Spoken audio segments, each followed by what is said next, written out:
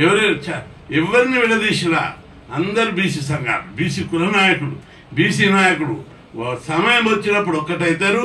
తప్పనిసరి నేను ఎవరిని వక్రీకరించాను, ఎవరి బలహీనతను నేను చెప్పాను. బీసీ విషయం లోపల రాజీ లేని పోరాటం చేసే బిడ్డలు వాళ్ళు, అనేక ఉద్యమాలు చేసిపోయిన వాళ్ళే వాళ్ళంతా. తప్పనిసరి అనేక మంది నాయకులు ఉన్నారు. వాళ్ళందరూ చిన్న చిన్న మైనర్ డిఫరెన్సెస్ ఉన్నా జాతి కోసం జరిగే మహాపోరాటంలో కలిసి వస్తారు. ఎందుకంటే రామాయణం మహాభారత యుద్ధం లోపల చిన్న చిన్న చిరుభేదాలుండే కౌరవపక్షం పాండవపక్షం ఒకటై పోరాడారు.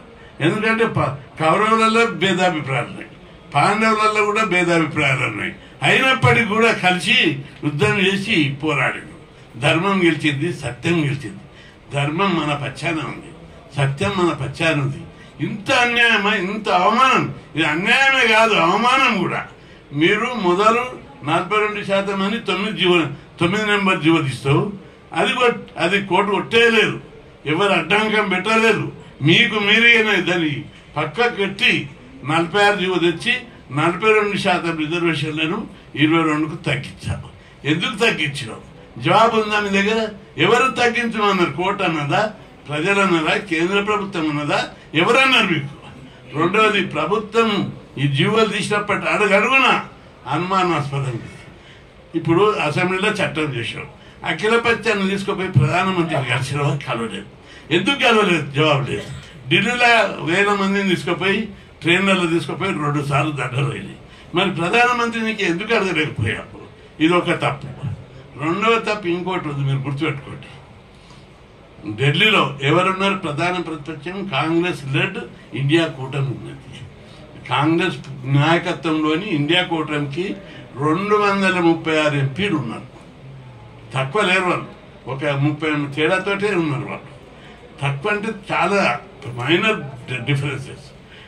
బీహార్లో ఓట్ చోర్ అని పార్లమెంటును 1 నెల రోజులు నడవలేదు. నాకు అనేక సార్లు నాకు వచ్చిన వారు పోయింది, 0 అవర్ పోయింది. నా స్పీచ్లు అనేకం వచ్చినాయి, బీసీల మీద ఉంటాయి, మాట్లాడడానికి అవకాశం. రోజు పార్లమెంటు వాకౌట్ బైకాట్. మరి నేను అడిగిన ఆడికి 2 ముగ్గురికి, అరే మీరు ఆ బీహార్ పనికిమాలిన సబ్జెక్టుకు రోజు వాకౌట్ చేస్తున్నారు, ఈ తెలంగాణలో ఉన్న బీసీ రిజర్వేషన్ల మీద ఓ 2 రోజులు చేయండి, తప్పనిసరి ప్రధానమంత్రి దిగొస్తాడు. పార్లమెంట్లో దిగి రాలేదు, మీరు ప్రైవేట్ బిల్లు పెట్టుకోండి. ప్రైవేట్ బిల్లు పెడితే 236, ఇంకొక 20 మంది ఎవరో ఓట్లు వేస్తారు. చిన్న చిన్న పార్టీలు, తెలుగుదేశం అని ఇంకా మిత్రపక్షమైన కొన్ని పార్టీలు బీసీలకు అనుకూలంగా ఉన్నాయి.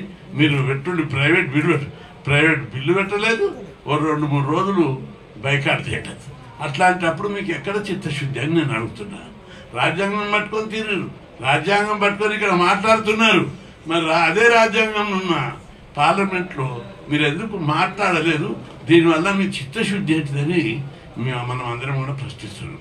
మీకు పెంచాలనే చిత్తశుద్ధి లేదు. అనేక ఎగ్జాంపుల్ ప్రధాన